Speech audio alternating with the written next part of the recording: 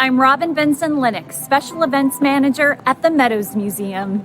Easter is celebrated in various ways throughout the regions of Spain, but the common thread is to reintroduce ingredients that may have been given up for Lent: milk, meat, eggs, and sugar.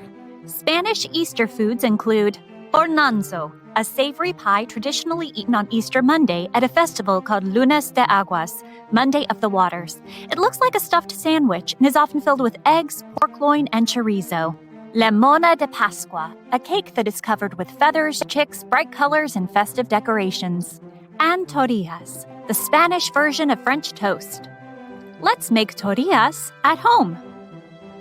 Ingredients: 4 slices day-old bread, 3/4 cup milk, 1 egg, and 2 tablespoons butter or oil. Optional: vanilla and cinnamon. If you haven't already, cut 4 slices of day-old bread.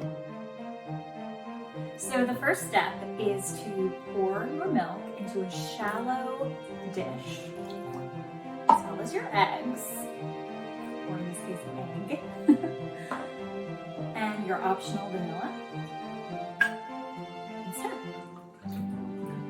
Melt 2 tablespoons butter or oil over medium heat. Make sure it doesn't burn.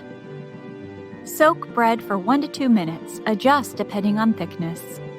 Cook for 2 to 3 minutes until golden on each side. Sprinkle with optional cinnamon. Delicious! Now it's your turn. Show us what you're making. #Museum from home.